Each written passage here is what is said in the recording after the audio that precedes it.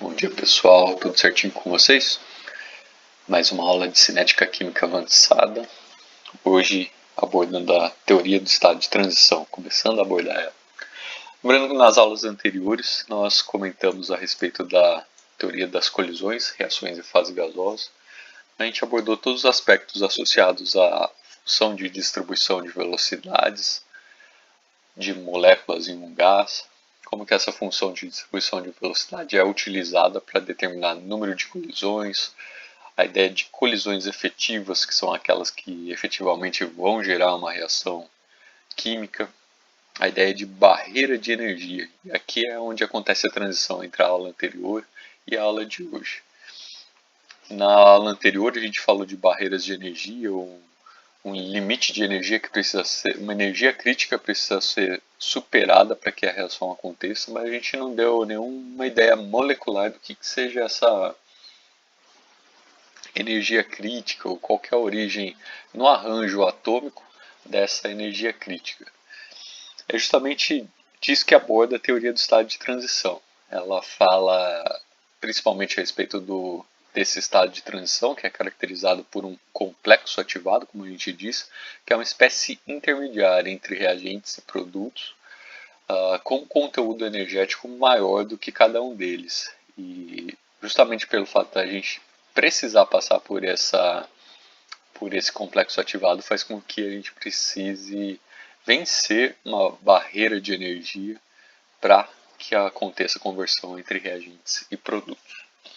Então hoje a gente introduz essas ideias associadas à teoria do estado de transição, mas para o meio da aula. Hoje a aula deve ser mais objetiva, a gente traz um resuminho da teoria das colisões, só os aspectos mais importantes que vão ser fundamentais para a gente introduzir a teoria do estado de transição.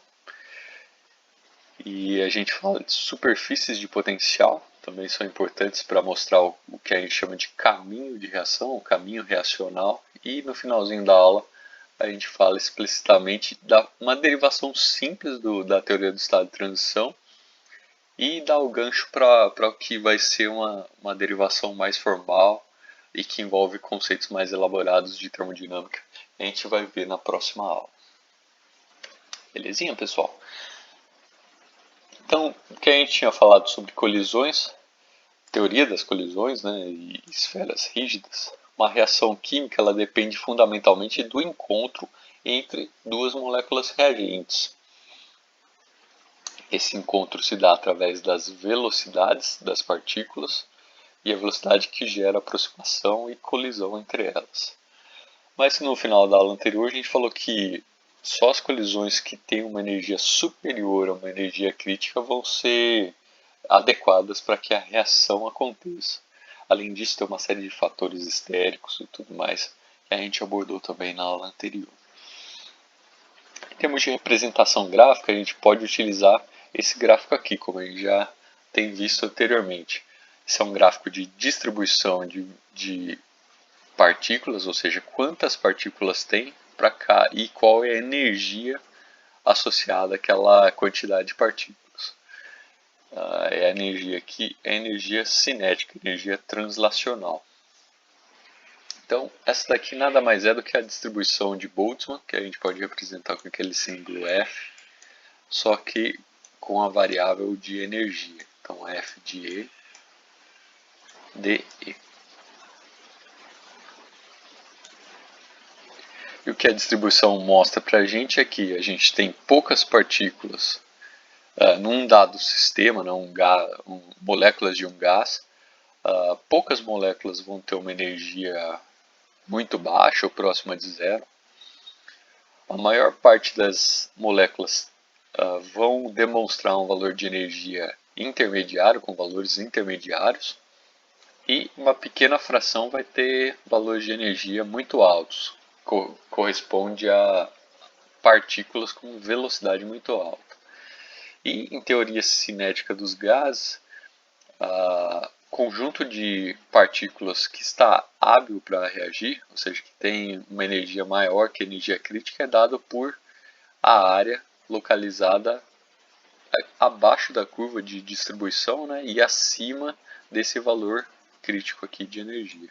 Então, todas as partículas que têm essa característica aqui, energia superior à energia crítica, estão aptas a sofrerem uma colisão efetiva, ou seja, darem origem a produtos.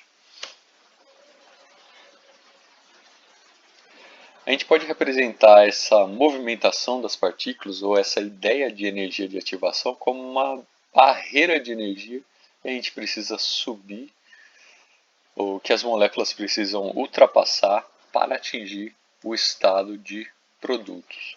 Então a gente pode representar aqui como os reagentes nesse estado aqui, um estado fundamental.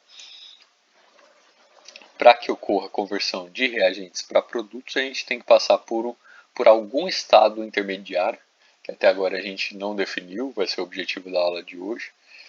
E essa passagem dos reagentes para o estado intermediário, ela exige um certo valor de energia. Por isso, só aquelas moléculas que têm uma energia superior a esse valor de energia crítica vão conseguir fazer essa passagem e serem convertidas para produtos.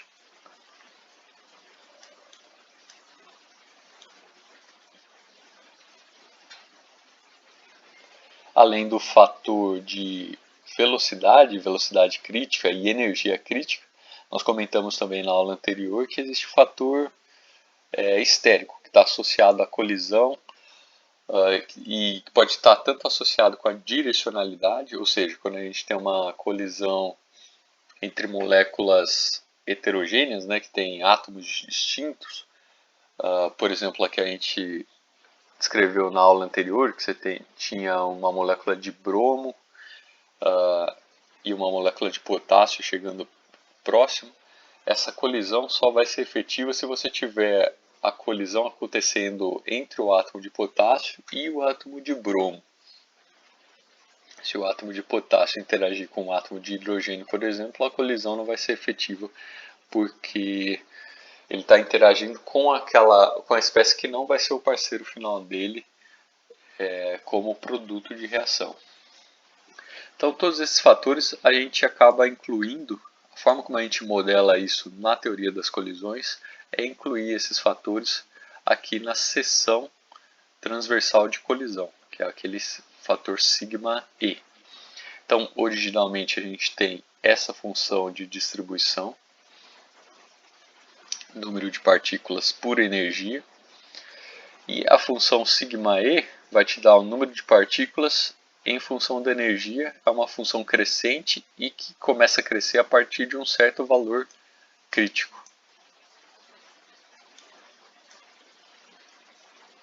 Na aula anterior a gente viu vários modelos de como representar essa função sigma E. Normalmente ela tem as características desse tipo, sigma é igual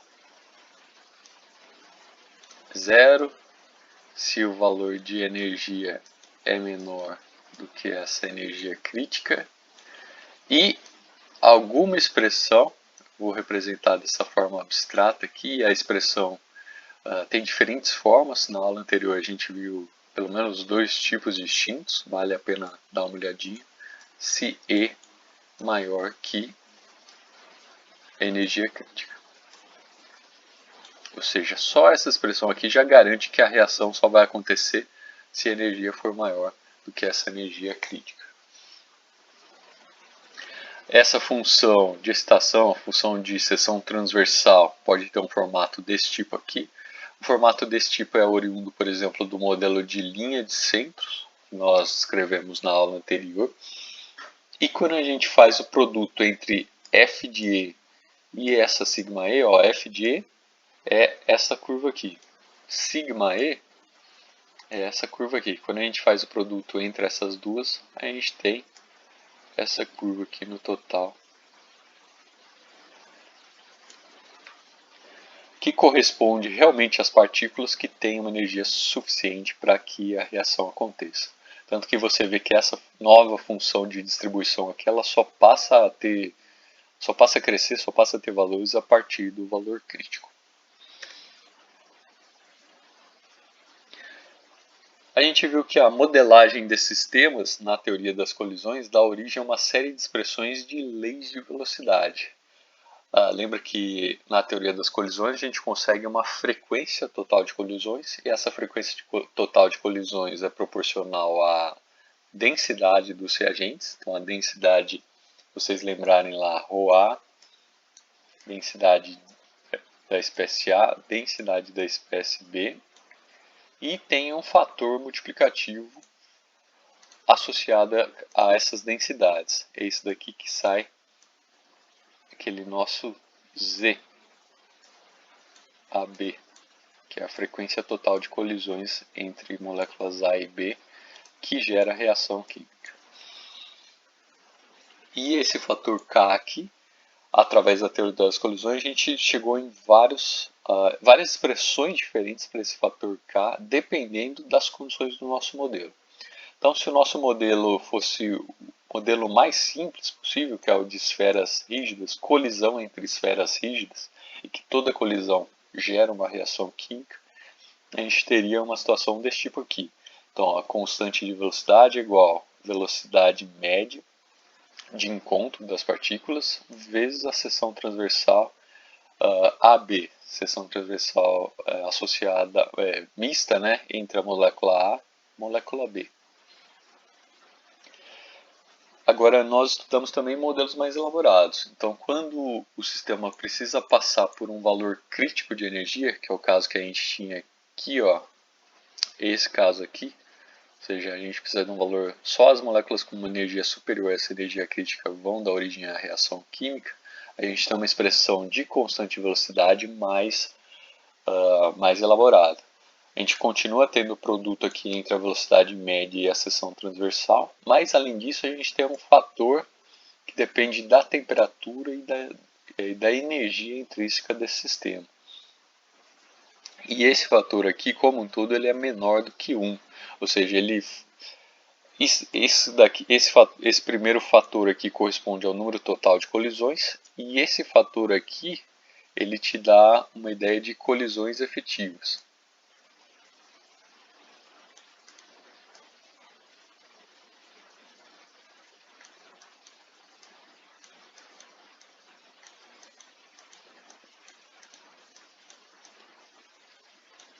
Ou seja, é quase como se fosse uma grandeza percentual. Ele vai te falar, não é percentual porque aqui está tudo normalizado, o valor máximo é 1 aqui, tá? Mas ele vai te falar do número total de colisões que acontecem, qual é a fração que vai dar origem a uma reação química. Ou seja, que vai ser efetivamente refletida num valor de constante de velocidade. Então aqui a gente tem um número total de colisões e esse fator aqui está associado à fração dessas colisões que vai dar origem à reação. Então, só para dar um exemplo numérico, para a gente ter uma ideia, esse número total de colisões aqui pode ser alguma coisa do tipo 100 colisões por segundo. E esse número aqui, ele pode ser alguma coisa do tipo 0,01, ou seja, esse novo número aqui diz que de cada 100 colisões, apenas uma vai ser efetiva. Quando a gente tem um produto desse daqui com esse daqui, a gente tem uma constante de velocidade igual a 1. Ou seja, de 100 colisões, apenas uma é efetiva. Dessa forma, o produto dessas duas grandezas aqui faz com que a nossa constante de velocidade efetiva, aquela que a gente observa, seja igual a 1, que é muito menor do que 100, o número total de colisões. Um fator normalizador aí. Notem que ele depende exponencialmente com a energia crítica e aqui exponencialmente com o inverso da temperatura. Lembrando que a gente tem um sinal negativo aqui também. Então isso faz com que esse fator aqui como um todo, se a gente fizesse um gráfico somente desse fator, vou aqui escrever como um fator percentual em função da temperatura, você veria um aumento desse tipo, que é um aumento, ele é quase exponencial, quem manda mesmo é exponencial aqui, exponencial é uma função muito forte, agora ainda tem alguma modulação dessa temperatura que está aqui no denominador. Agora, o comportamento principal é exponencial, como a gente já imagina que seja, já fazendo analogia com a equação de Arrhenius, que a gente já tem uma intuição, né, a respeito de cursos de cinética anterior, fisicoquímica da graduação, e que a gente vai ver em detalhes na aula de hoje também. Além disso, a gente tem um modelo ainda mais elaborado, que é aquelas esferas rígidas e as linhas de centro, que foi detalhado na aula anterior. Ele leva em consideração também a energia das moléculas e a energia crítica, o fato de você precisar passar por essa energia crítica, mas além disso ele leva também em consideração a direcionalidade das colisões, ou seja, colisões desse tipo aqui, por exemplo, que as moléculas não estão ao longo do mesmo eixo. Esse modelo mais elaborado leva em consideração que só a fração de energia que está direcionada aqui no mesmo eixo vai ser efetiva para a reação. Então, quando a gente faz todas as derivações, de novo, a gente tem um fator de colisões e a gente tem um fator do tipo Arrhenius. E aqui já começa a ficar muito parecido com coisa que a gente já conhece, né? Se você lembrar da equação de Arrhenius, exponencial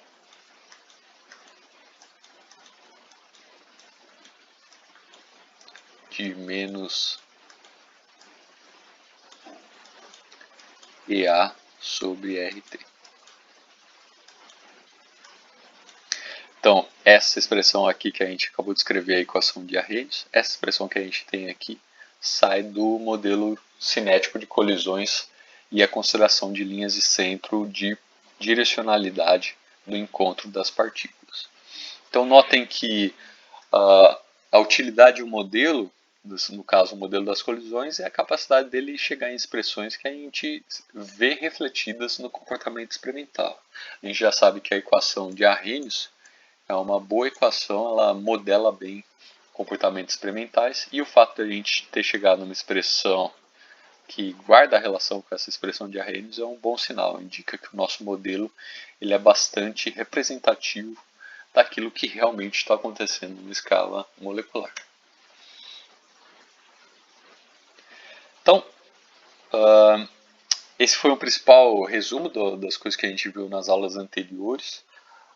Até agora a nossa abordagem foi pensando realmente na colisão entre moléculas, sem entrar em muitos detalhes a respeito do que está acontecendo durante essa colisão, qual que é o balé dos átomos, como é a movimentação dos átomos durante essa colisão. Essa sutileza mecanística é o que a gente vai ver na aula de hoje. E para fazer a ponte entre os dois conteúdos, a gente começa com a equação de Arrhenius, que foi a última coisa que a gente descreveu no slide anterior. A equação de Arrhenius ela é uma equação que foi obtida experimentalmente, uma equação que a gente consegue obter ou ajustar a resultados experimentais. E o interessante dela é que ela tem uma interpretação fundamental bastante informativa, bastante interessante. Por isso que ela sobreviveu ao teste do tempo, embora hoje em dia a gente tenha outras formulações para a dependência da constante velocidade com a temperatura. Então, primeiro de tudo, a equação de Arrhenius, ela é uma equação que relaciona a constante de velocidade com um parâmetro de energia, que a gente chama de energia de ativação, e com a temperatura do sistema.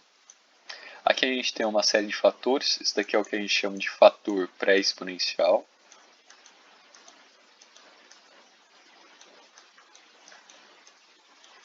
E esse fator pré-exponencial aqui tem tudo a ver com o quê? Tem tudo a ver com colisões.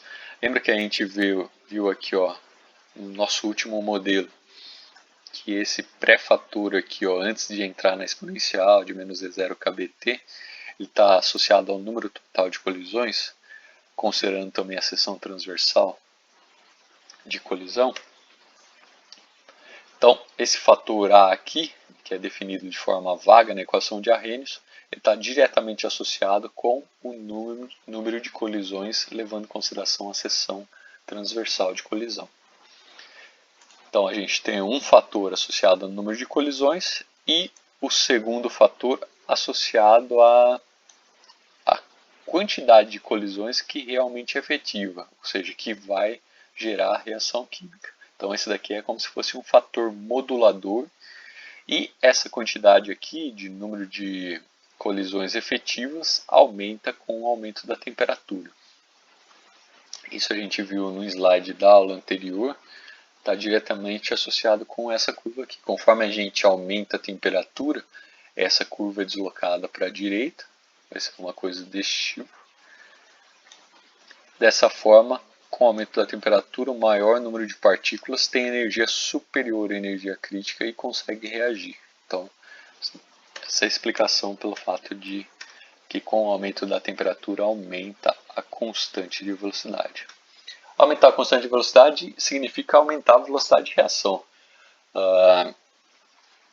Isso explica aquilo que a gente observa experimentalmente, que é o seguinte: quando a gente aumenta a temperatura de qualquer sistema, pode ser um sistema eletroquímico, pode ser uma reação em solução, fase homogênea,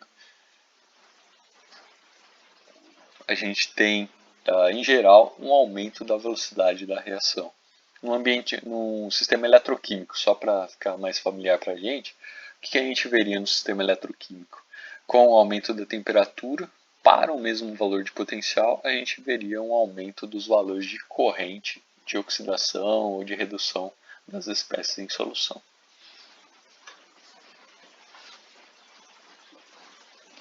No caso da degradação de um biodiesel, por exemplo, você veria um aumento da taxa de degradação, ou seja, um aumento da formação de produtos. Essa degradação aconteceria com uma velocidade maior, numa temperatura maior. Um exemplo do nosso dia a dia que a gente pode trazer é o de apodrecimento de alguns alimentos. Se você guarda um alimento fora da geladeira, você vai notar que ele vai apodrecer com uma certa ligeireza, uma certa presteza. Em 3, 4 dias você já tem um alface completamente murcho.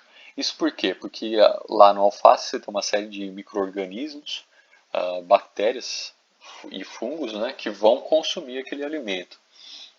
E a velocidade de consumo dessas bactérias está diretamente associada com a temperatura. Se a temperatura é alta, a velocidade dos processos químicos dentro desses micro-organismos é relativamente alta também. Então o alimento vai apodrecer com facilidade e com rapidez. Agora, se você guarda o alimento na geladeira, o que acontece? Não é que os micro-organismos deixaram de atuar. Eventualmente aquele alimento vai apodrecer. Só que esse processo vai acontecer com uma velocidade muito menor. Por quê? Porque com a diminuição da temperatura, diminui a velocidade dos processos de consumo dos micro-organismos, consequentemente diminui a velocidade de apodrecimento dos alimentos. Essa equação de Arrhenius, ela tem várias formas de derivar dela, ou de se chegar a ela, a partir de modelos. A gente viu que o próprio modelo de colisões chega num resultado semelhante, idêntico à equação de Arrhenius. Agora a gente pode... A derivação original dessa equação foi feita por Van 't Hoff. E Van 't Hoff foi um fisicoquímico, trabalhou bastante lá nos anos de 1850 até 1900. E ele trabalhou com várias propriedades diferentes da fisicoquímica. A gente tem a equação de Van 't Hoff, que vai falar como o equilíbrio químico é perturbado por uma variação de temperatura, em várias contribuições do Van 't Hoff.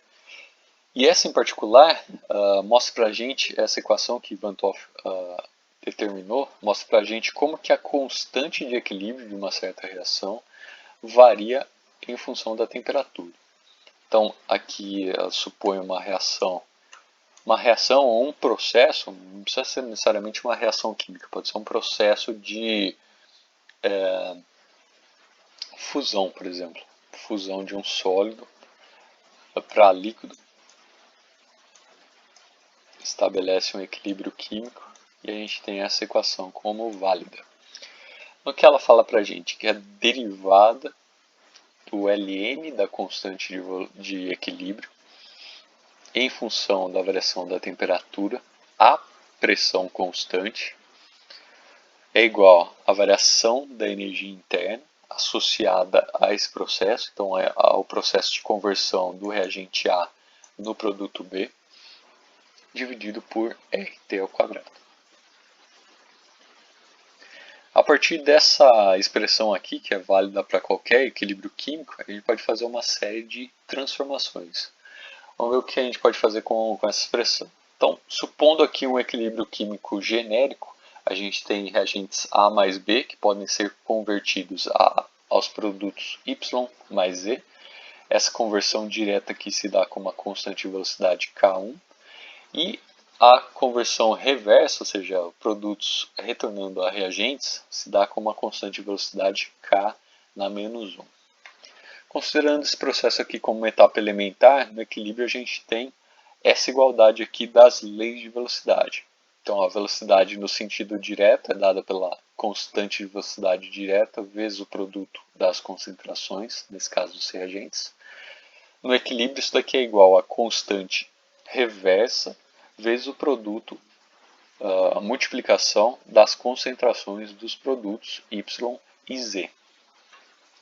Então, rearranjando essas expressões aqui, isso daqui é válido no equilíbrio, são concentrações de equilíbrio, portanto, a gente pode rearranjar essa expressão para ter a seguinte expressão final aqui, concentração dos produtos dividido pela concentração dos reagentes no equilíbrio.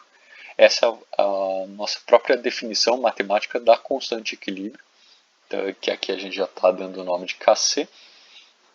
E esse Kc, como a gente viu, passando esse K na menos 1 aqui dividindo, a gente tem a razão entre essas duas constantes de velocidade. Então esse é o primeiro resultado importante que vai mostrar para a gente a relação entre constante de equilíbrio e as constantes de velocidade quando a gente tem um processo em equilíbrio que pode ser caracterizado por etapas elementares, aqui, tanto no sentido direto quanto no sentido reverso. Agora, o que a gente tinha comentado no slide anterior, que o equilíbrio, ele pode, a variação do equilíbrio com respeito à temperatura é dada pela equação de Van 't Hoff, que é essa daqui que a gente representou no slide anterior. Então, o que a gente tem aqui? A gente tem um equilíbrio para esse processo em particular e a gente tem a expressão de como o equilíbrio varia com a temperatura, uma expressão genérica, certo? Então, aqui, essa daqui é uma expressão genérica, ela serve para qualquer tipo de equilíbrio. E o que a gente vai fazer? A gente vai pegar esse equilíbrio em particular, que é característico de uma reação desse tipo aqui, né? Fazer a derivada dessa constante de equilíbrio com respeito à temperatura e ver o que vai acontecer em termos das constantes de velocidade individuais aqui. Então, o que a gente pode fazer? Para a gente ter uma expressão desse tipo aqui, del Ln de Kc del T, o que a gente vai fazer? A gente vai derivar, a gente tem que aplicar, primeiro de tudo, a gente tem que aplicar o Ln aqui nessa expressão Kc, e aplicar o Ln nessa expressão Kc significa o quê? Aplicar o Ln nessa razão aqui, já que Kc é igual a K1 dividido por K na menos 1, aplicar o Ln em Kc significa aplicar o Ln nessa expressão aqui. Então, mais uma aula para a gente ficar afiado nessas operações matemáticas. Aqui a gente vai fazer um grau de detalhamento bem intenso para a gente ver essas derivações aí com bastante detalhe. Beleza, pessoal? Então, primeiro passo, aplicar o Ln. O segundo passo é derivar, a gente tem uma derivada aqui, derivar esse Ln com respeito à temperatura. Então a gente vai derivar esses Ln's aqui, cada um deles, com respeito à temperatura.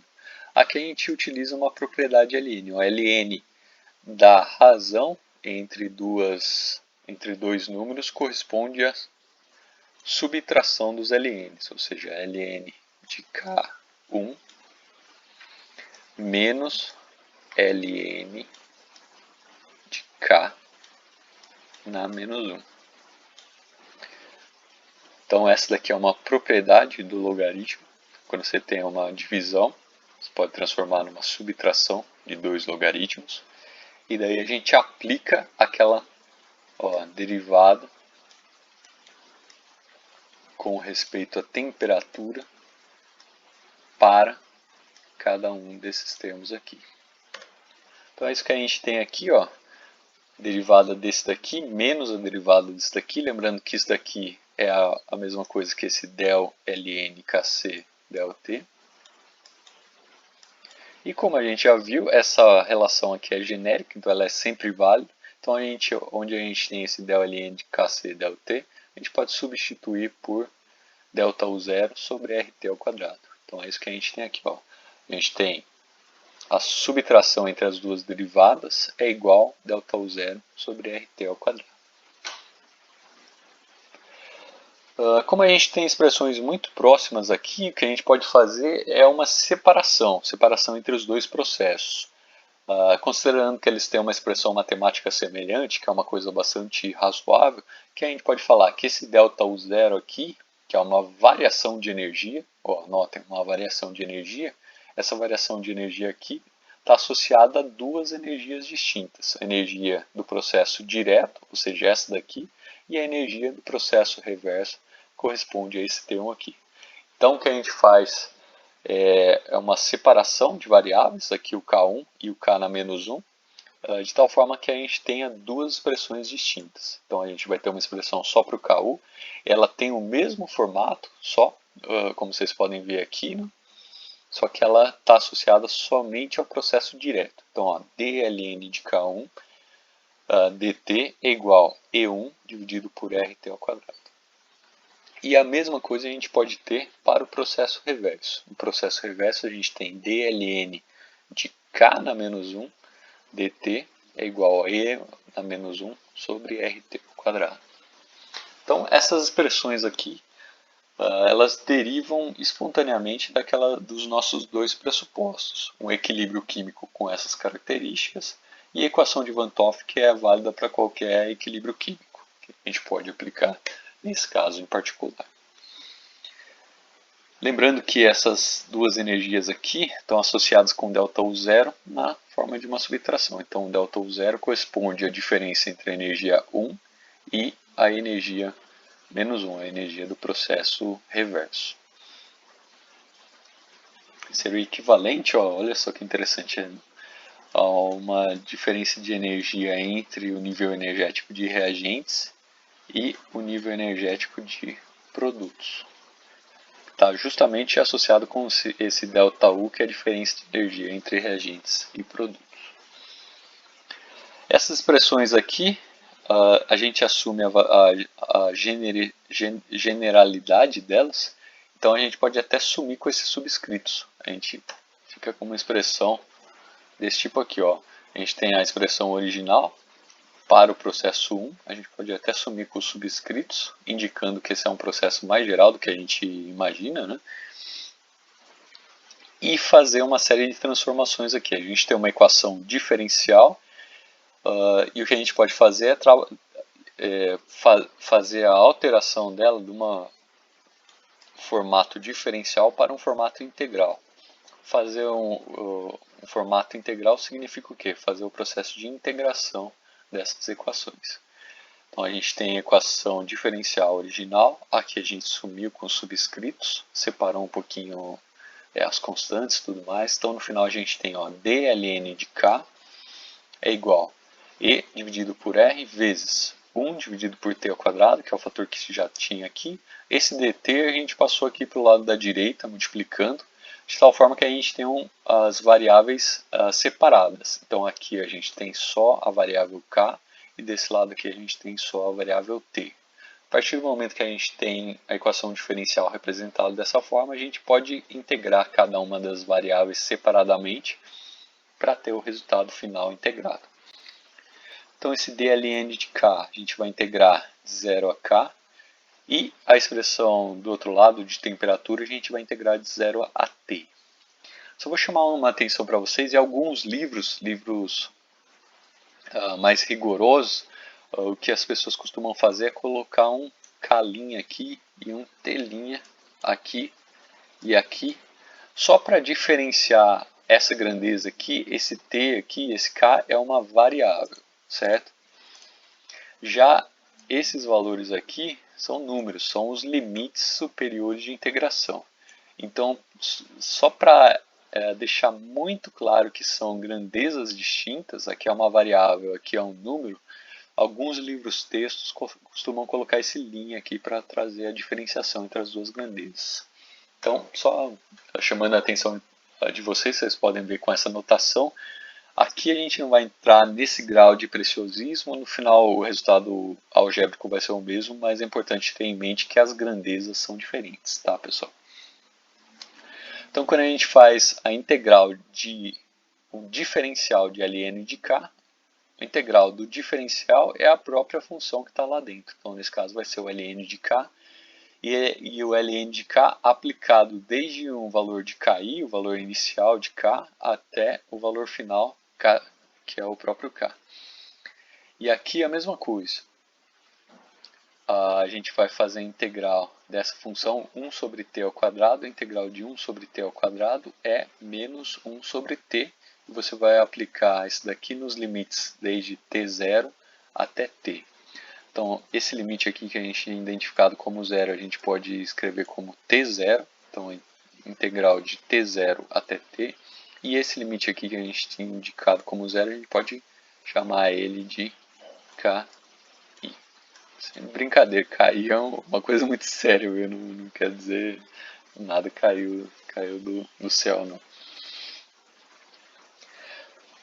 Então, a gente fez a integração e agora vai aplicar os limites da integração. Esse é o passo a passo para fazer a resolução ou a integração de um sistema de equações diferenciais, tá bom? Então, fazer a aplicação dos limites significa o quê? Você vai pegar essa expressão aqui, substituir o limite superior, então você vai ter o ln de k, menos, aonde tem o k aqui, você vai substituir pelo limite inferior, que é o ki, então ln de ki.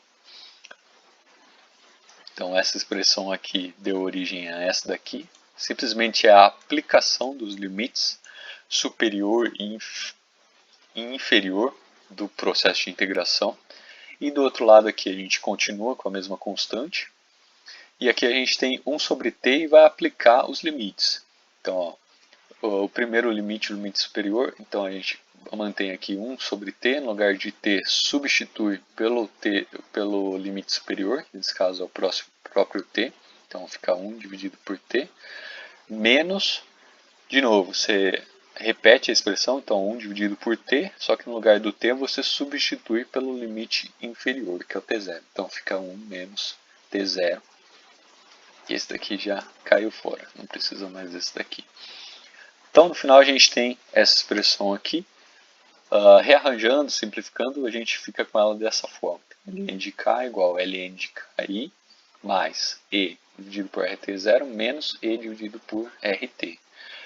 Notem que esses valores aqui correspondem a valores constantes. A energia é constante, T0 é uma constante, KI é a constante de velocidade inicial, uma constante de velocidade num estado de referência, também é um valor constante. Então tudo isso aqui a gente pode substituir por um valor constante. A ln de K é igual a uma constante menos exponencial de RT. Aqui essa expressão está na forma logarítmica, mas a gente pode converter ela para a forma exponencial, simplesmente aplicando a exponencial desse lado aqui e aplicando a exponencial desse outro lado aqui. Quando você faz essa aplicação, vai ficar com essa expressão aqui final. K é igual a vezes exponencial de menos EA sobre RT. Então notem que o próprio Van 't Hoff, antes de Arrhenius mesmo, ele chegou numa expressão de constante de velocidade muito parecida com aquela que é aceita hoje em dia.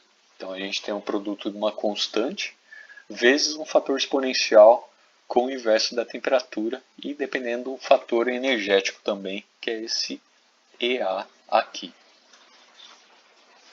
Agora, qual que foi a grande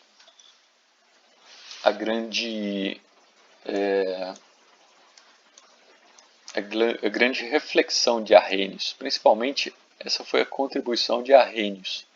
Ele olhou essa derivação que Van 't Hoff tinha feito e deu uma nova interpretação em termos de definir exatamente qual que é o equilíbrio que está sendo destacado nessa equação aqui.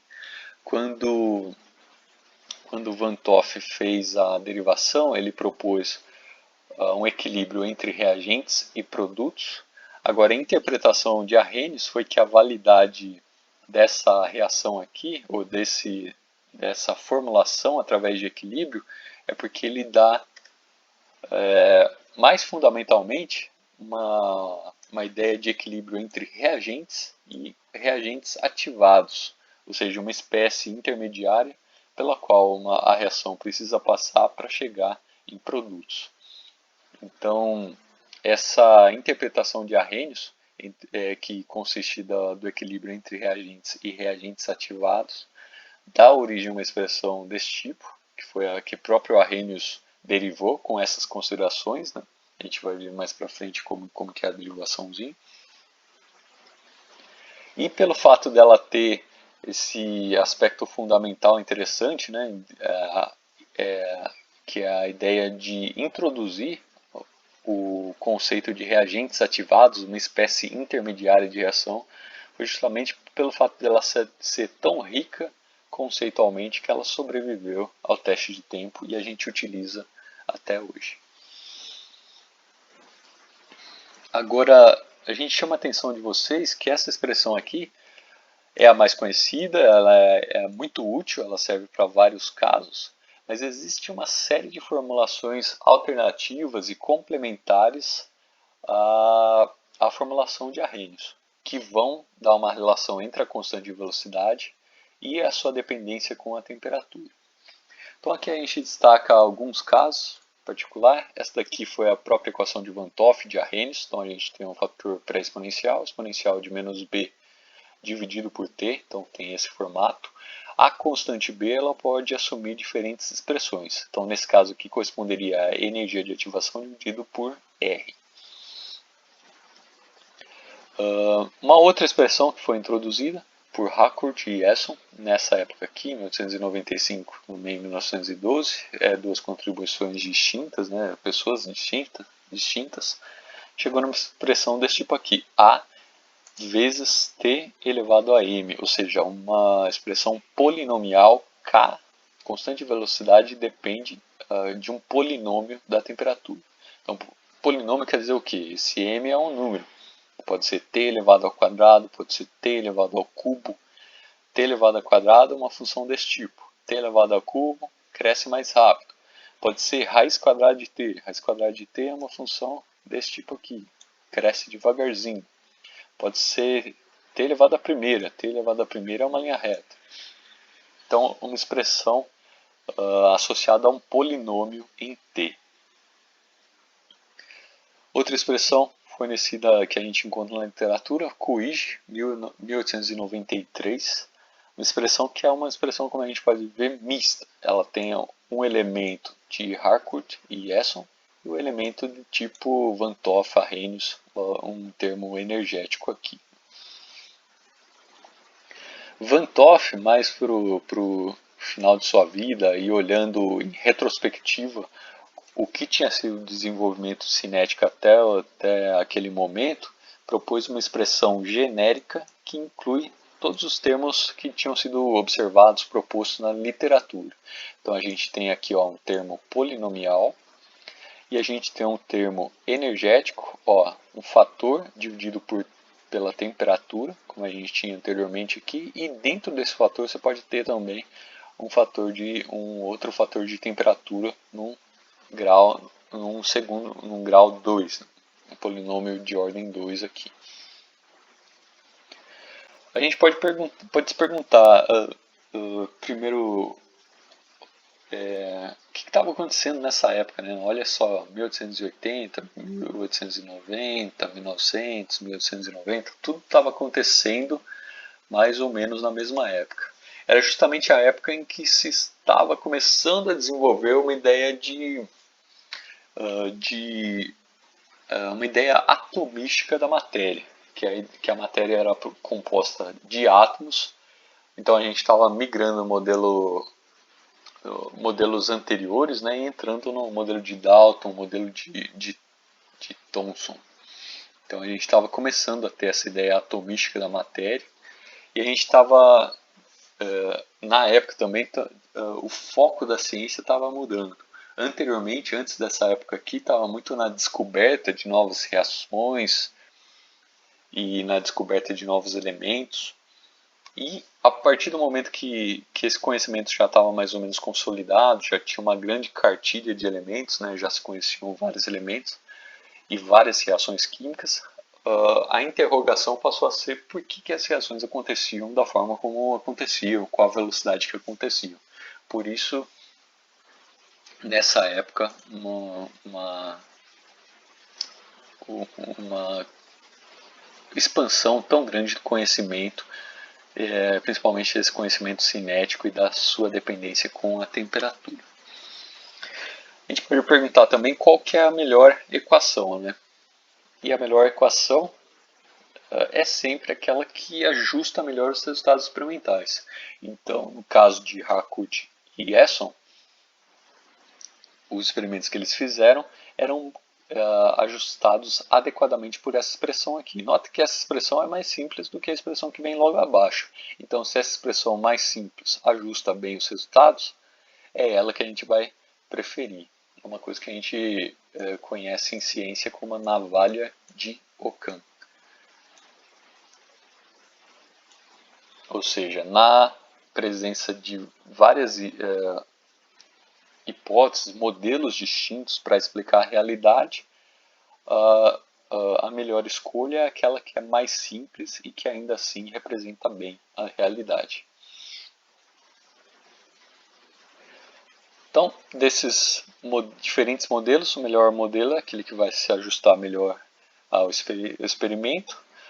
E a gente chama atenção ao seguinte: para esse tipo de expressões matemáticas, quando a gente tem uma variação pequena de temperatura, por exemplo, de 25 graus Celsius para 40 graus Celsius, ou até para 100 graus Celsius, essas variações não são muito apreciáveis. E todas as expressões vão dar uma alteração que é muito parecida uma com a outra. Ou seja, quando a gente faz os gráficos característicos, a gente vê, por exemplo, um gráfico de Arrhenius, a gente vê todas as curvas se sobrepondo. Então a gente vê uma sobreposição das curvas, indicam que todos os modelos representam adequadamente aquele comportamento experimental naquele intervalo de temperatura. A gente só vai ter uma definição de qual expressão é mais adequada quando a gente vai para limites de temperatura, limites muito baixos de temperatura, limites muito altos de temperatura. Nessas situações de limite, as expressões costumam destoar uma da outra e a gente consegue de fato caracterizar qual que é a melhor equação para cada um dos sistemas. Agora, de todas essas equações, a que persistiu ao longo do tempo é a mais simples e que dá uma dependência com a temperatura exponencial, que é a equação de Arrhenius, e ela persistiu também pelo fato dela ter ou apresentar aquela interpretação interessante em termos de equilíbrio entre reagentes e uma espécie intermediária entre reagentes e produtos.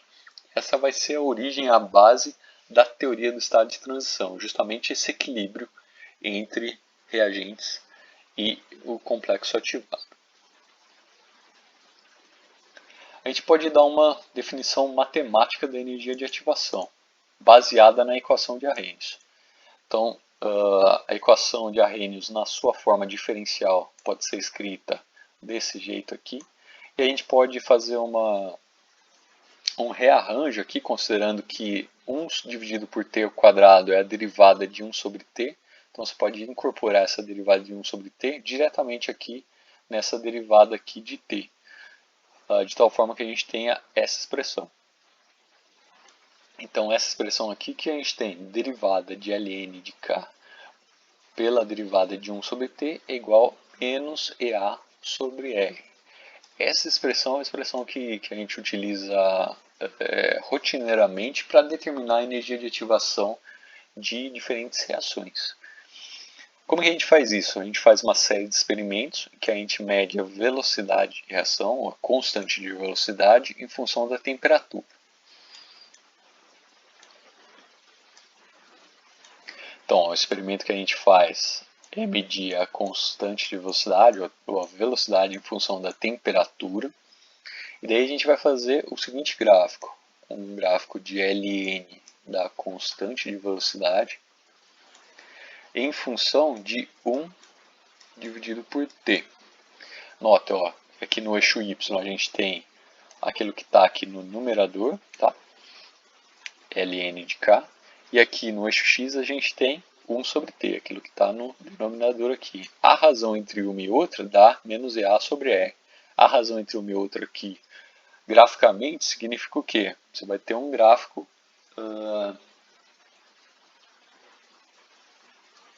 que é um gráfico desse tipo aqui. Você vai ver uma série de pontos e esses pontos vão estar ali mais ou menos bem ajustados de acordo com uma linha reta, que é o que a gente espera se o sistema seguir o comportamento de Arrhenius. Né? Seguir o comportamento de Arrhenius significa o quê? Que a energia de ativação não depende da temperatura. Então isso daqui é um fator constante.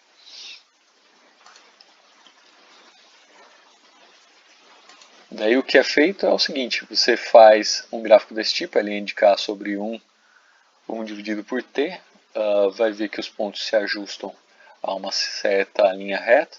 Através dos softwares de tratamento de dados, como o Odin, por exemplo, matemática, você consegue fazer um ajuste linear aqui.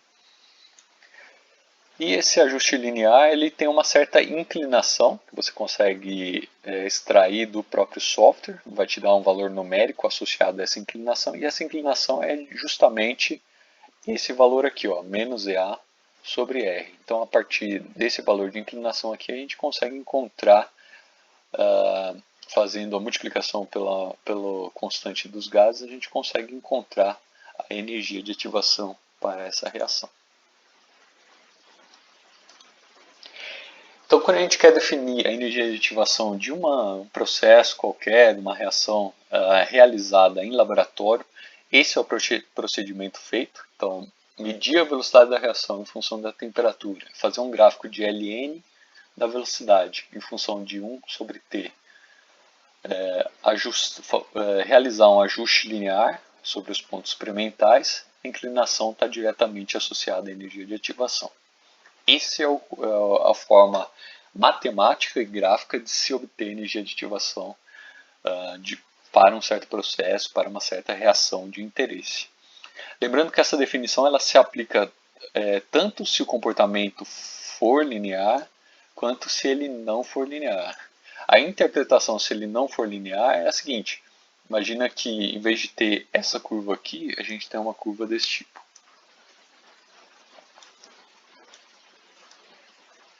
Então, os eixos são os mesmos, tá? Não vou repetir, mas o comportamento experimental, quando você faz experimento, você observou que é esse daqui. Qual que é a interpretação para esse comportamento experimental? A interpretação é que a energia de ativação ela está variando ao longo do tempo. Você ainda consegue calcular a energia de ativação, mas só para pontos específicos. Por quê? Porque em um ponto específico aqui você consegue tirar uma derivada, que é essa derivada aqui, ó, com esses eixos, ln de k e aqui 1 dividido por t. Então, nessas condições, a derivada da energia de ativação. O que um comportamento gráfico, por exemplo, desse tipo, nos fornece é o seguinte: a energia de ativação nesse ponto aqui ela é relativamente alta, porque a inclinação é elevada. Já nesse ponto aqui, a inclinação, a reta tangente, ela tem uma inclinação pequena, um valor em módulo pequeno para essa inclinação. Consequentemente, a energia de ativação aqui é menor. Então, esse gráfico aqui mostra para a gente que a energia de ativação varia ao longo da temperatura de tal forma que com aqui que a gente tem 1 dividido por T é o inverso da temperatura. Então, se a gente está caminhando no sentido direto, o inverso da temperatura está aumentando, significa que a temperatura está diminuindo. Então, aqui, ó, aqui é temperatura baixa. Lado direito desse gráfico, nós temos temperaturas baixas. E no lado esquerdo, nós temos temperaturas altas. Então, o que um gráfico desse tipo aqui, com esse formato aqui em particular, tá? Poderia ser um formato diferente, ascendente. Mas esse aqui em particular, a interpretação é que a temperaturas baixas, a energia de ativação é baixa, a temperaturas altas, a energia de ativação é alta. Agora, se o formato vai ser desse tipo aqui, descendente ou ascendente, depende realmente do experimento. Cada experimento vai dar um resultado distinto. E muitos experimentos dão esse resultado linear, por isso que é tão utilizada a equação de Arrhenius e a sua formulação matemática dessa forma aqui para encontrar valores de energia de ativação.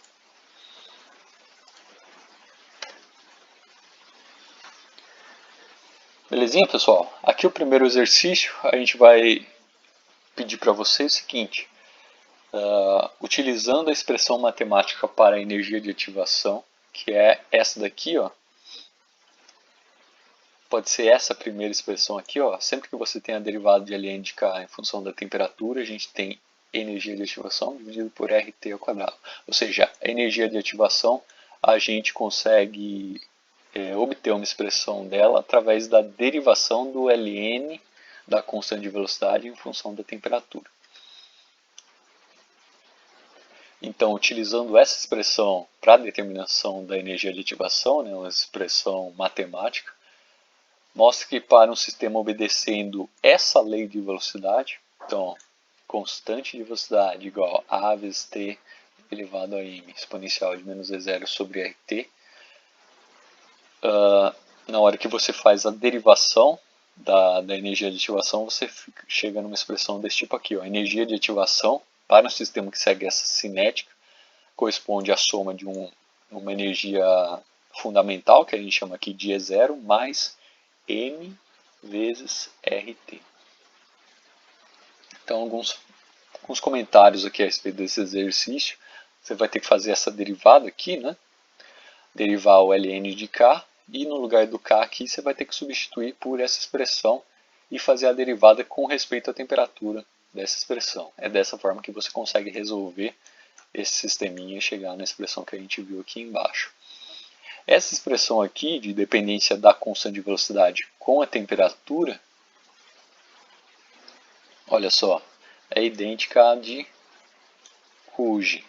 Foi fornecida em 1893, que tem formato desse tipo aqui. O próprio Van Toff identifica essa expressão aqui como uma expressão importante, né?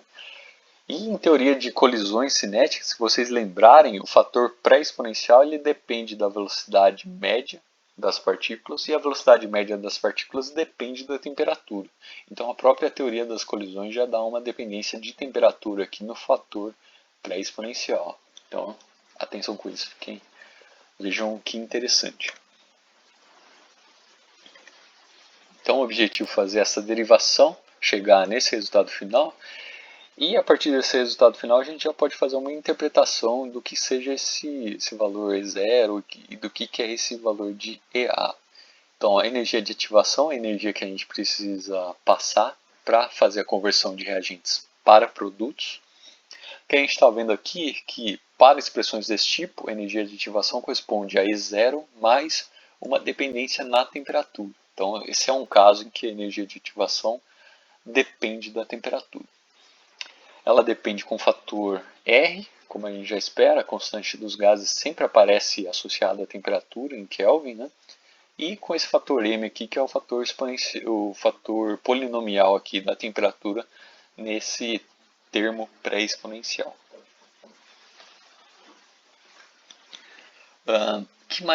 Que outra interpretação a gente pode fazer? A gente pode pensar na situação limite, quando a temperatura é igual a zero. Quando a temperatura é igual a zero, a gente tem esse termo aqui indo para zero, certo? E a igualdade entre a energia de ativação e esse fator aqui é zero. Dessa forma a gente chega na interpretação para o E0 nessa expressão aqui. E0 corresponde à energia de ativação quando a temperatura é igual a 0 graus Kelvin. Ou seja, no zero absoluto, E0 dessa expressão aqui corresponde à energia de ativação. Energia de ativação quando você não tem mais nenhum tipo de energia fundamental associada às moléculas, como se elas fosse um nível de energia de ativação realmente fundamental, intrínseco a uma dada reação, que independe da temperatura. Agora a gente tem falado de energia de ativação, espécie intermediária. Vamos falar os termos que a gente comentou até agora. Ó. Energia de ativação, a espécie intermediária,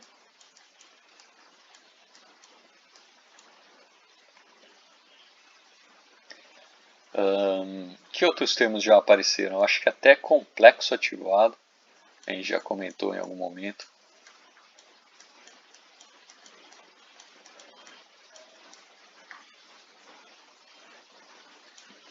Complexo ativado, estado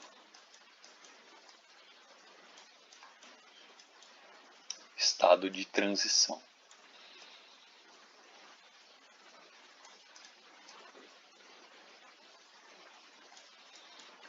Na descrição que a gente fez até agora de teoria das colisões e da equação de Arrhenius, esses termos acabaram aparecendo. Energia de ativação, uma espécie intermediária, quando a gente tem aqui uma curva, essa curva a gente costuma chamar de uma curva que representa um conteúdo energético, então energia,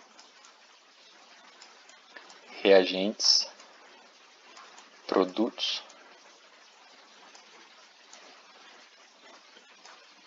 E aqui no meio do caminho, tudo que a gente tem descrito até agora é que para que ocorra a conversão entre reagentes e produtos é necessário passar um certo valor de energia, uma energia crítica, de tal forma que a gente atinja um estado intermediário de conversão. Aqui a gente tem reagentes, aqui a gente tem produtos, aqui no meio do caminho a gente tem uma espécie intermediária que corresponde a um misto entre reagentes e produtos, uma espécie molecular que corresponde a uma quimera, como se fosse uma mistura desses dois estados, né?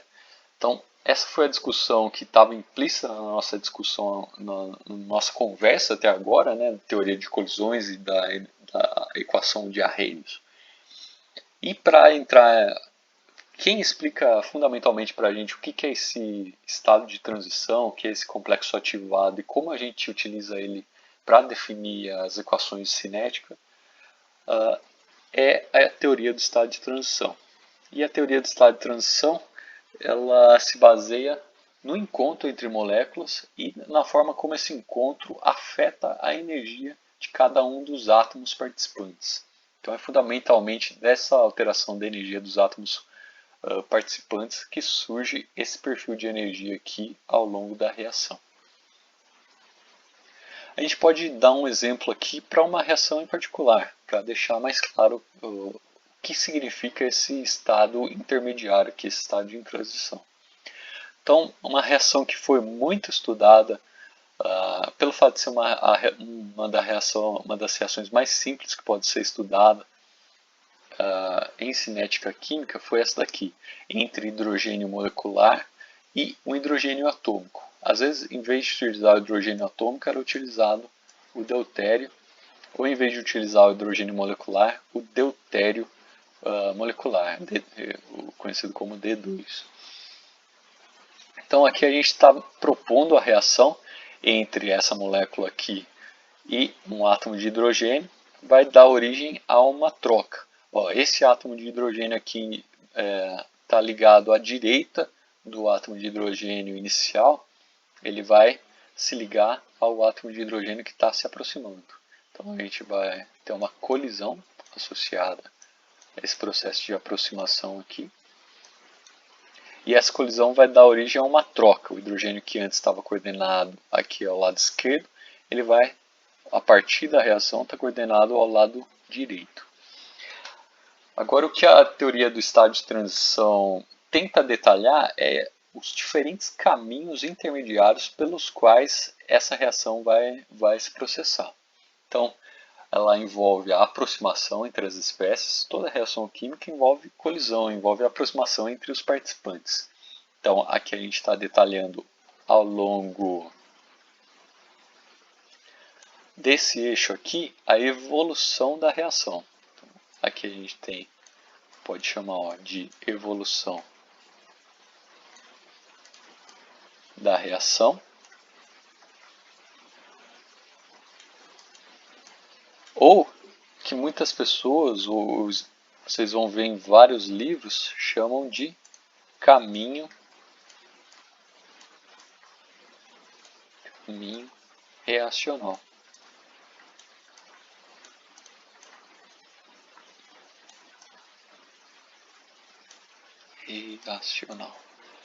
Esse caminho reacional é uma coordenada genérica que indica a conversão entre reagentes e produtos. E aqui, representado dessa forma, não fica tão abstrato. A gente consegue ver que, associado a esse caminho reacional, a gente tem uma série de etapas de aproximação dos reagentes e afastamento dos produtos. Então, você pode utilizar a distância entre esses átomos aqui como uma medida realmente quantitativa desse caminho reacional. E aqui a gente finaliza o detalhamento desse gráfico aqui. Aqui a coordenada no eixo Y é a energia, e aqui a coordenada no eixo X é justamente o que a gente chama de C do caminho reacional. Vocês vão ver nos livros aqui que está escrito caminho reacional aqui embaixo. Então, quais são os processos envolvidos aqui nessa conversão de hidrogênios? A gente tem a aproximação entre as duas espécies, o hidrogênio molecular e o hidrogênio atômico. A partir de um ponto em que acontece uma aproximação crítica, o que vai acontecer? Esse hidrogênio aqui ele passa a sentir a atração exercida pelo núcleo desse outro hidrogênio aqui. Então, ó, esse hidrogênio central ele tem uma nuvem de elétrons ao redor dele.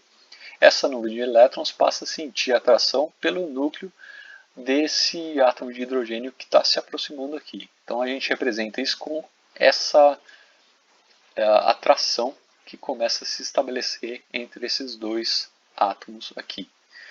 E o que acontece? Essa atração envolve o remanejamento da densidade eletrônica. A densidade eletrônica desse átomo de hidrogênio aqui, que antes estava associada com o átomo de hidrogênio da esquerda, ela passa a ter uma alteração, uma deformação da alteração eletrônica, de tal forma que uma parte dela migre aqui na direção desse outro átomo. Isso faz com que você tenha a formação de uma ligação parcial química aqui e a quebra parcial da ligação que você tinha anteriormente. Dessa situação para a situação de baixo a gente tem a inversão. Então, essa colisão aqui ficou tão próxima que se estabeleceu uma ligação química entre esse hidrogênio e o hidrogênio da direita.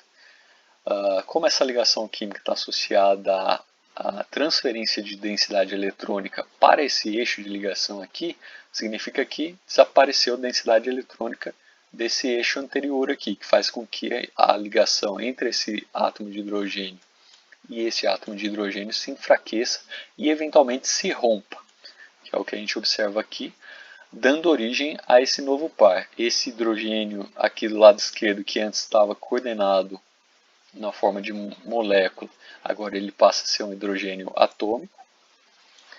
E o hidrogênio da direita aqui, que antes era um hidrogênio na forma atômica, passa a estar coordenado na forma de uma molécula com esse átomo central aqui.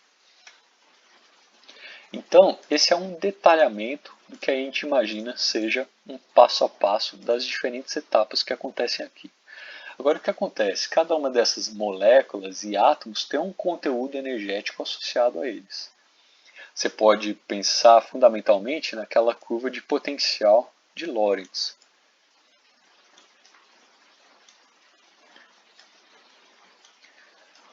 é uma curva desse tipo aqui. A gente tem potencial em função da distância.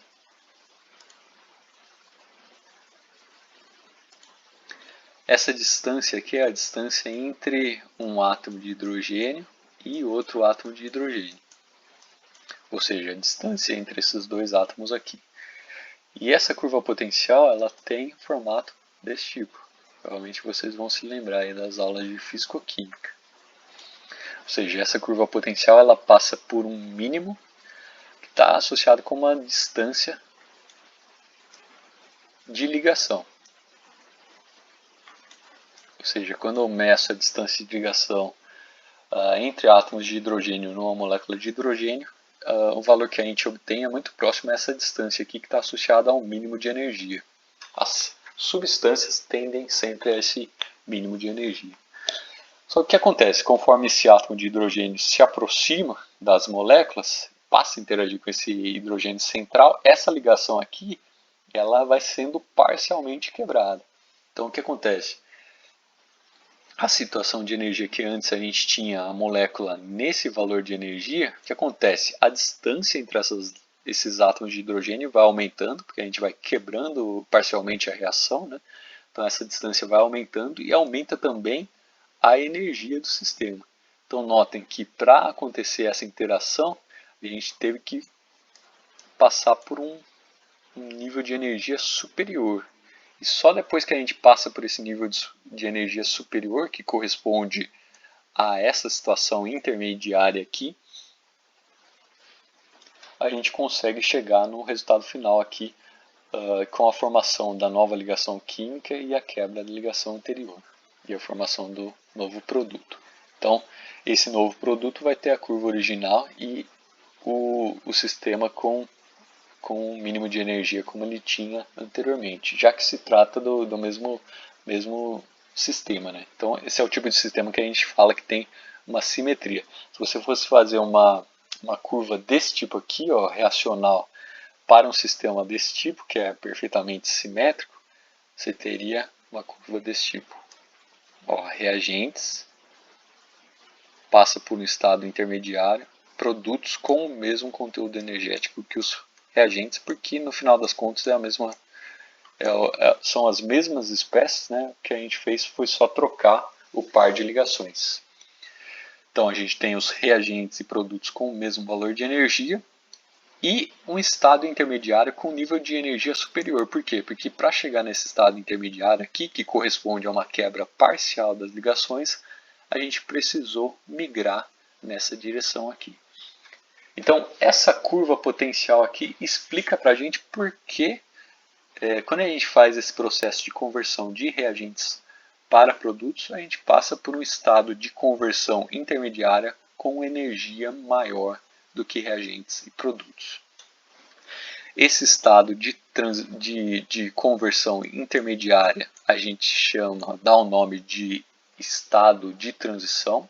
Então, é o primeiro nome que a gente representou aqui, e associado a esse estado de transição, uma situação intermediária entre reagentes e produtos, a gente tem uma espécie química que está associada a esse estado, que é o que a gente chama de complexo ativado.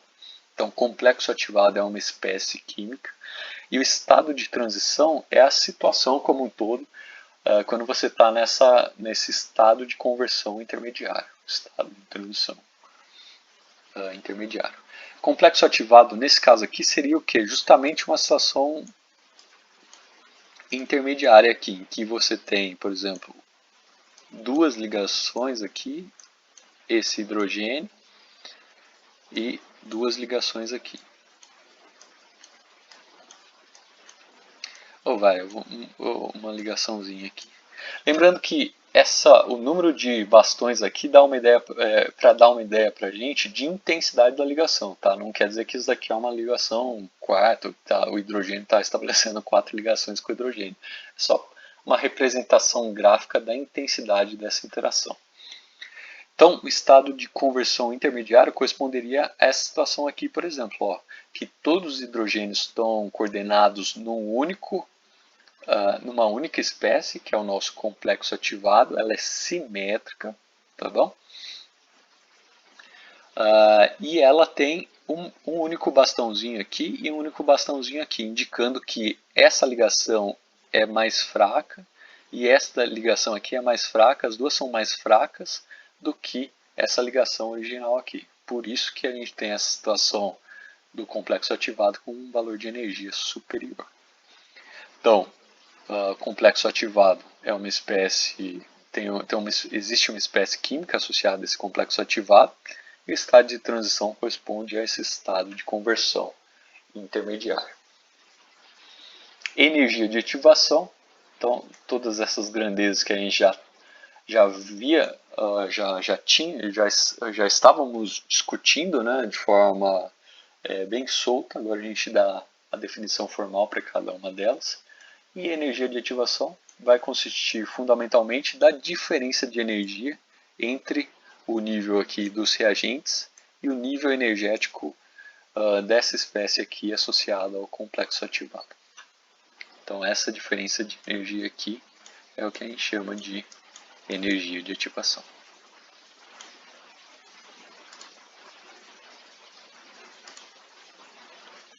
Então esses são todos os conceitos associados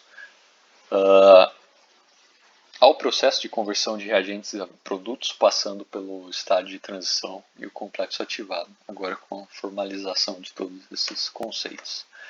Notem que na descrição desse processo a gente fez uso dessa curva aqui, que é uma curva de potencial em função das distâncias características, que podem ser distâncias entre ligações químicas, por exemplo, entre átomos.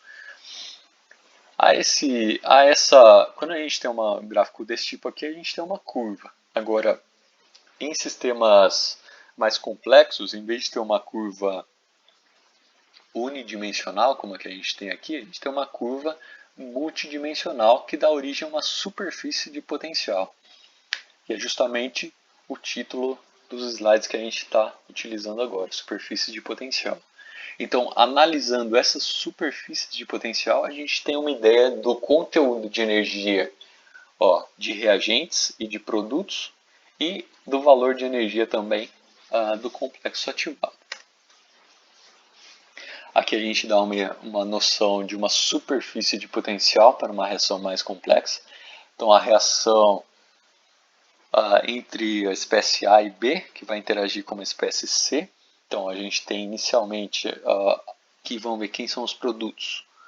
Produtos P, B, C, os reagentes Q, A, B. Então, a gente tem inicialmente essa espécie aqui, A, B. E a gente tem uma terceira espécie C que vai se aproximar desse conjunto aqui e interagir com a espécie B. Pode ser até uma reação que a gente escreveu na aula anterior, que dependia do arranjo geométrico das moléculas. Então, nessa situação, notem que essa curva aqui de potencial é justamente aquela curva de Lennard-Jones que a gente tinha anteriormente. Só que o que acontece? A gente tem uma curva dessas para os reagentes, a gente tem a mesma curva para os produtos. E a situação intermediária corresponde ao complexo ativado, uma situação em que você tem os três átomos, nesse caso aqui, interagindo ao mesmo tempo, dando esse máximo de energia aqui. Então, essa superfície que a gente tem é o que a gente chama de uma superfície de potencial, e o caminho que a reação vai seguir é justamente o caminho que dá o menor valor de energia a cada passo. Então, aqui a gente vai ter uma superfície que é mais complexa, como a gente vai ver daqui a pouquinho. E a superfície que é seguida experimentalmente, né, que o sistema segue durante o experimento, é aquela que tem os menores valores de energia a cada um dos pontos pelos quais o sistema passa aqui na conversão de reagentes para produtos. Então, essa superfície aqui que a gente detalhou como uma única curva no espaço tridimensional, essa curva aqui está associada justamente àquele mínimo de energia, a curva de menor energia na transição de reagentes para produtos. Agora, essa transição pode acontecer obedecendo uma série de curvas diferentes. Por isso que a gente fala de superfície de potencial. E em vez de ter uma única curva, o que a gente tem, na verdade, são superfícies como essas aqui que a gente está representando nesse espaço tridimensional. Então, nesse espaço tridimensional, a gente tem aqui no eixo Z a energia potencial, então a quantidade de energia do sistema. Nesse eixo aqui a distância AB, é o parâmetro quantitativo que a gente utiliza. E nesse outro eixo aqui a distância BC. Essas são escolhas adequadas para uma reação desse tipo, A, B e C. E o percurso reacional que a gente segue aqui corresponde a um percurso ao longo dessa superfície, de tal forma que a gente está sempre no valor mínimo de energia. É como se você estivesse fazendo uma viagem entre regiões montanhosas. Se você tem uma região montanhosa e no meio dela você tem um vale, em vez de escolher passar por cima da montanha, o que você faz é passar através do vale. Mesmo que no vale você tenha superfícies com diferentes alturas, ainda assim é melhor do que seria se você tivesse essa superfície do vale, ainda assim é melhor do que se você tivesse que escalar uma grande montanha. Então, esse caminho aqui é o caminho preferido, é o caminho que vai ter os menores valores de energia para cada ponto, comparado com outras escolhas que não são tão adequadas, tão favoráveis energeticamente. Ou seja, demandariam muito mais energia para serem realizadas e, portanto, não são realizadas experimentalmente. Experimentalmente, o que a gente vê é a obediência a essa curva aqui de menor energia, que é justamente essa curva que a gente representou aqui anteriormente. Isso que a gente está observando aqui, a gente pode representar também na forma de mapas de contorno. Então seria o equivalente olhar essa curva aqui de cima. Imagina que você está olhando de cima, como se fosse uma águia olhando de cima.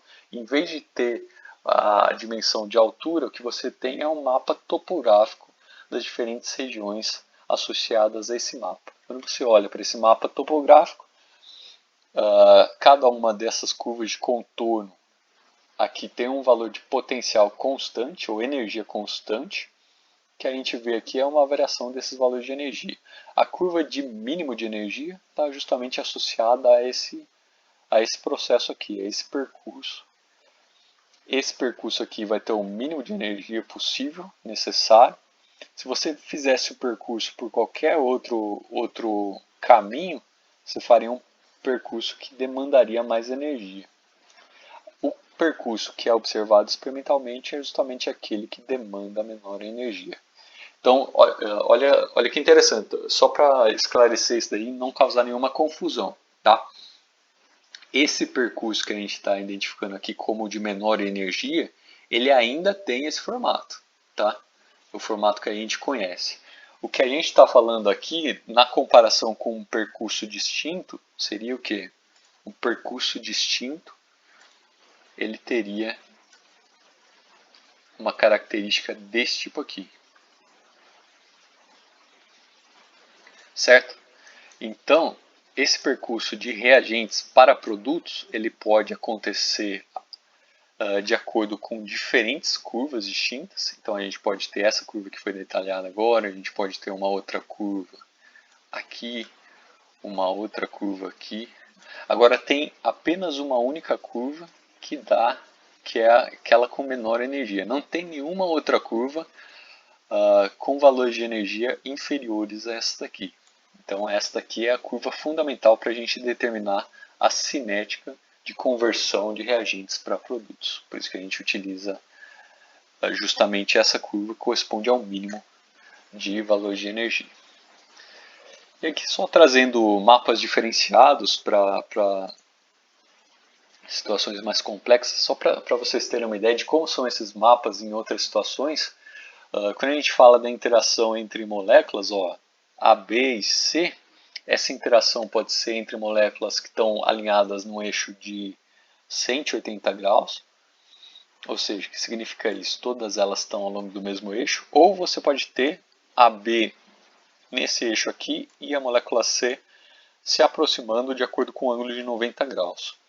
cada uma dessas situações aqui vai dar origem a um mapa de potencial, um mapa de contorno com características distintas e valores de energia distintos também, né? Então a gente vê aqui, ó, que o valor de energia, de menor energia aqui, ele está muito próximo no valor 12, o valor de energia potencial 12 para essa aproximação aqui, que acontece com um ângulo de 180 graus. Já nessa configuração aqui, no ângulo de 90 graus, o mínimo de energia está na superfície de energia aqui, ó, 24, entre 24 e 48, que são valores bem superiores a essa situação aqui. Então, se a gente tivesse que fazer um gráfico da conversão de reagentes para produtos, nesse caso aqui, a gente tem uma curva desse tipo. Ó, reagentes para produtos, a curva vermelha. E a curva azul, que corresponderia a uma aproximação obedecendo o ângulo de 90 graus, ela teria um formato desse tipo aqui. O que a gente está vendo aqui é que ela está associada com valores de energia potencial muito maiores. Graficamente, no gráfico que a gente já conhece, como que isso daí seria representado? Dessa forma. Ela teria que passar por uma energia de ativação muito maior nessa configuração para chegar no mesmo, para ter o mesmo efeito de conversão de reagentes para produtos. Então, a curva da direita associada ao comportamento da curva de azul aqui, e a curva da esquerda associada ao comportamento de vermelho. O que a gente vê aqui é que o comportamento da curva em vermelho é aquele que tem a menor energia de ativação, consequentemente é aquele que vai acontecer com maior intensidade. Então notem que a energia de ativação, além dela poder ser uma função de temperatura, como a gente já viu na teoria das colisões, ela pode ser também uma função da geometria de aproximação das diferentes moléculas. Então notem que o detalhamento de reagentes, produtos, complexos ativados já começa a deixar o cenário reacional muito mais rico. Agora a gente já começa a entender o que está associado com a energia de ativação e como essa energia de ativação depende das energias, no caso medida através dessa superfície de potencial, né? E da transição dessa superfície de potencial entre reagentes e produtos.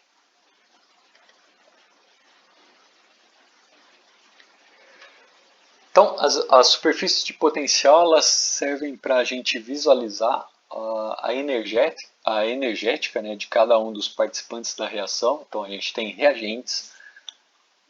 Então, vamos escrever aqui: a gente tem reagentes, a gente tem complexo ativado, a gente tem produtos. Cada uma dessas espécies tem um conteúdo energético associado a elas. E para que a gente tenha a conversão de reagentes para produtos, é preciso vencer, é preciso ultrapassar essa diferença de conteúdo energético entre reagentes e o complexo ativado. A teoria do estado de transição ela fornece justamente uma expressão da constante de velocidade. Então ela vai dar para a gente uma lei de velocidade baseada nesse cenário aqui. Então ela não está diretamente associada com a teoria das colisões. Ela está mais associada com um panorama de valores de energia entre reagentes, complexo ativado e produtos. Foi uma teoria proposta por Eyring, Evans e o Michael Polanyi. Polanyi é um dos mais conhecidos aqui por essa teoria, né? Época de 1930, 1940. Então já precisou ter todo um desenvolvimento de mecânica quântica para que se chegasse nesse resultado aqui da teoria do estado de transição.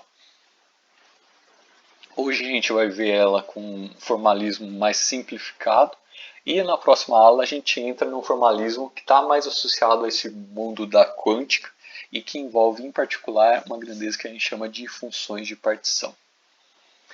A teoria do estado de transição ela tem alguns postulados, ou seja, elas são hipóteses que são realizadas para fazer a modelagem do comportamento do sistema. Então, quais são as hipóteses, os postulados? Primeiro, que a reação ela é caracterizada por um estado de transição, que é justamente isso que a gente está discutindo, o estado de conversão intermediário entre reagentes e produtos, que tem um nível de energia superior a cada um deles, individualmente. Existe um complexo ativado, né, que é uma molécula, um complexo molecular associado a esse estado intermediário de conversão. Esse complexo ativado, o número de moléculas no complexo ativado está em equilíbrio com o número de moléculas de reagentes. Então, a gente pode utilizar equações que são as equações de equilíbrio químico para definir a relação entre reagentes, o número de moléculas de reagentes e número de moléculas do complexo ativado. E além disso, a conversão de reagentes para produtos se dá quando o complexo ativado é formado e ele sofre a degradação ou sofre a conversão para produtos. Então a reação acontece quando o complexo ativado é convertido em produtos e essa conversão ela se dá através de um movimento que a gente chama de um movimento interno.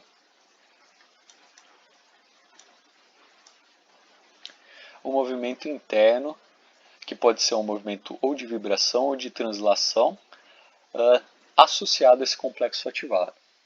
Eu vou falar de forma breve o que é esse movimento interno. Na próxima aula a gente vai detalhar com mais particularidade.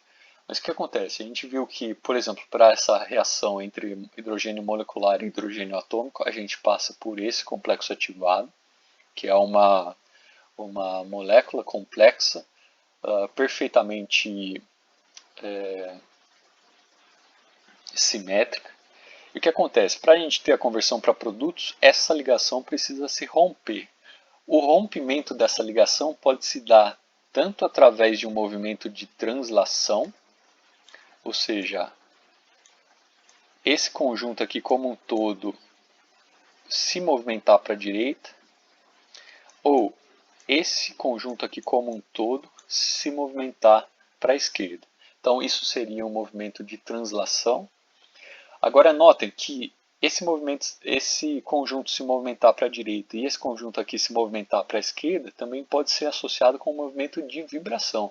Lembra que vibração de uma molécula está associada a esse movimento rítmico dos átomos. Uma hora eles estão mais próximos, então vamos falar aqui e aqui, outra hora eles estão mais distantes, aqui e aqui.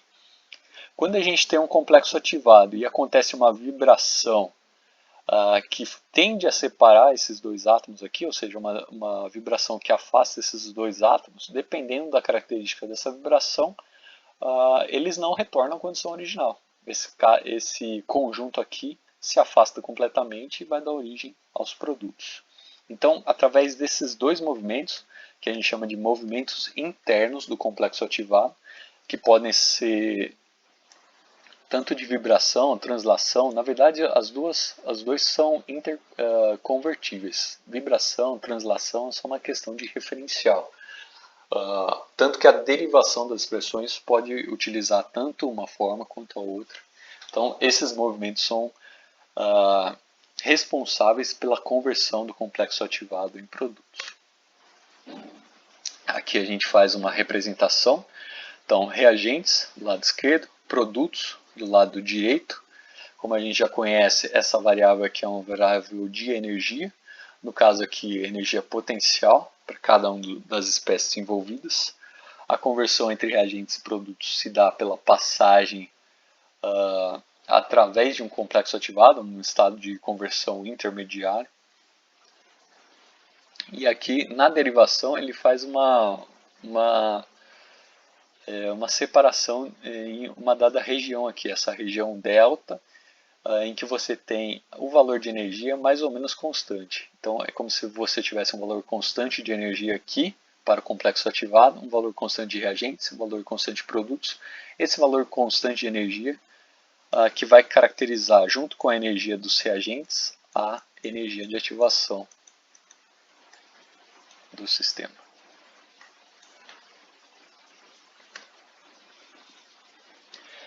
E essa superfície que a gente cria aqui, em que os valores de energia do complexo ativado são mais ou menos constantes, na nossa curva tridimensional de superfície de potencial, ela corresponde à região dentro, compreendida por por esses dois planos aqui.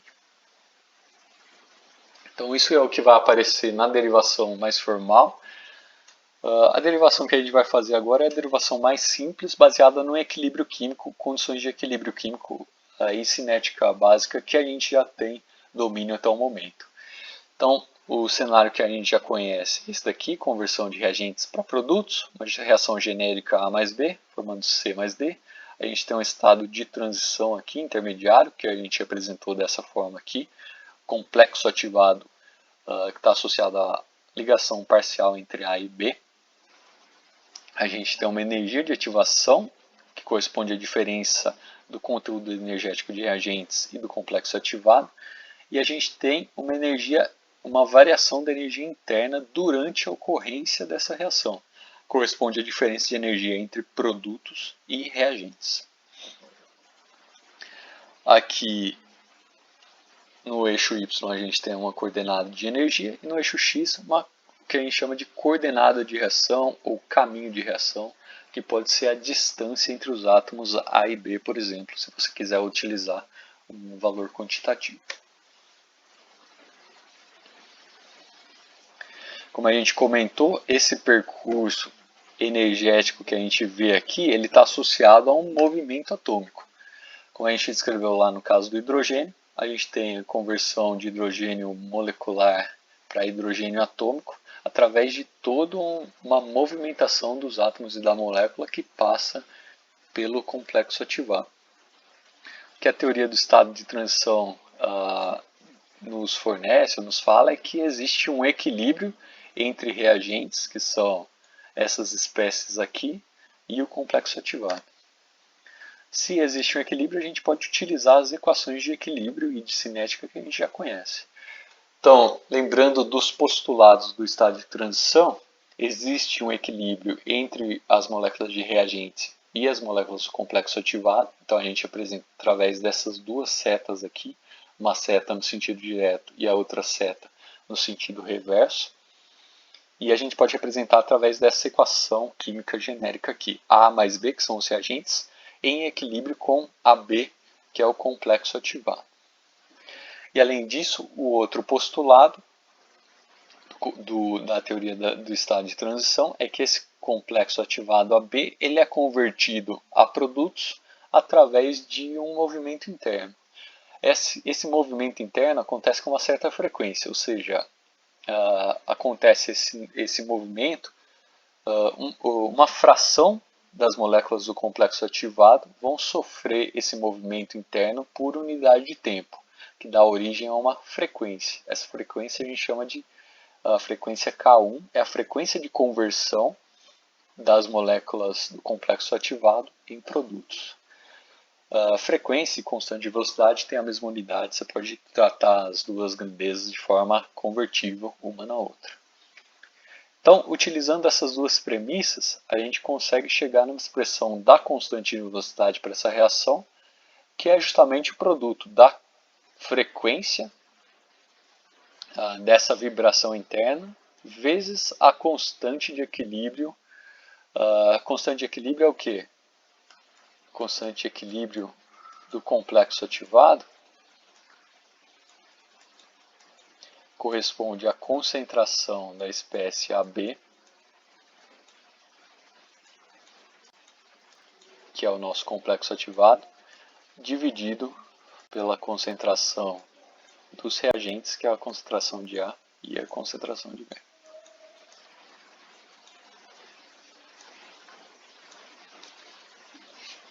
Agora, como essa daqui é uma constante de equilíbrio, a gente pode fazer a conversão de constante de equilíbrio para ΔG de equilíbrio. O ΔG é sempre uma grandeza de equilíbrio, né? Mas o ΔG associado a esse processo de conversão de reagentes para produtos através daquela expressão termodinâmica. Constante de equilíbrio é igual a uma constante inicial vezes exponencial de menos ΔG0 sobre RT. Isso daqui, ó, essa igualdade, vem da termodinâmica. Vocês podem conferir depois lá a relação entre constante de equilíbrio e ΔG de reação. Aparecem expressões desse tipo aqui. Então, a nossa constante de velocidade, que corresponde à constante de equilíbrio vezes a constante de velocidade, ou a frequência de vibração interna, ela pode ser substituída por essa expressão aqui. E o ΔG, a gente consegue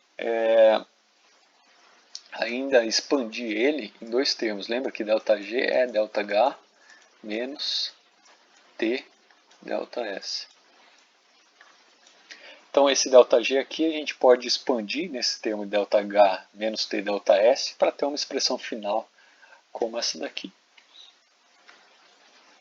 Que a gente nota aqui, constante de velocidade é igual a frequência fundamental de conversão. Então esse K1 corresponde à frequência de conversão de complexo ativado para produto. Então aqui K1. Então, o produto desse K1 vezes a constante de equilíbrio que a gente pode expandir nesses dois diferentes termos. O que a gente tem quando a gente faz essa expansão? A gente tem um valor constante aqui, que está associado à entropia, então um fator entrópico aqui, ou seja, a variação de entropia quando a gente passa de reagentes para o complexo ativado. Então esse é um fator entrópico. E a gente tem um fator energético, fator entálpico, aqui do lado direito, está associado ao ΔH de reação. Variação de entalpia associada à conversão de reagentes para produtos. Como a gente viu aqui, precisa de uma certa energia, uma certa entalpia para que esse processo aconteça. Então aqui, esse ΔH tem um sinal positivo, por isso a gente tem um menos aqui na frente. Esse valor aqui é uma constante, a gente pode dar um nome genérico de A para ele. Isso daqui é um exponencial de menos um valor de energia sobre RT, que é a mesma coisa que a gente tinha para a expressão de Arrhenius. Então notem que de forma bastante simplificada, só considerando essas ideias aqui, ó, de equilíbrio entre reagentes e complexo ativado, e essa conversão do complexo ativado para produtos através de uma frequência fundamental de vibração, a gente consegue chegar numa expressão que é a mesma que a gente já conhecia para a equação de Arrhenius. Então, essa é a utilidade da teoria do estado de transição. Ele não utiliza a ideia de colisões. Notem que, para falar de tudo que a gente falou aqui, a gente falou assim, de forma bem superficial da aproximação entre as moléculas. A gente não faz contagem de número de colisões, nada do tipo, né? A expressão que a gente chegou aqui é simplesmente função da energética associada à conversão de reagentes e produtos através de um complexo, da passagem através de um complexo ativado. Então essa é uma derivação mais simples da teoria do estado de transição. Na próxima aula a gente vai ver uma derivação formal, realmente formal, né, que envolve um aspecto mais quântico, o comportamento quântico das moléculas. Ou seja, a gente vai trabalhar com grandezas que são conhecidas como funções de partição, que são grandezas que determinam a distribuição de energia ao longo a distribuição de elétrons ao longo dos diferentes níveis de energia de uma certa molécula ou de um certo conjunto de moléculas. Essa é a grandeza mais fundamental, mais importante para a gente fazer a descrição do equilíbrio químico que se estabelece entre reagentes e complexo ativado. Agora, tudo isso a gente vai ver com detalhes, explicando já desde o começo o que é uma função de partição e depois fazendo a derivação utilizando funções de partição da teoria do estado de transição. Tudo isso na próxima aula. Então, bons estudos a todos e nós nos vemos na próxima aula.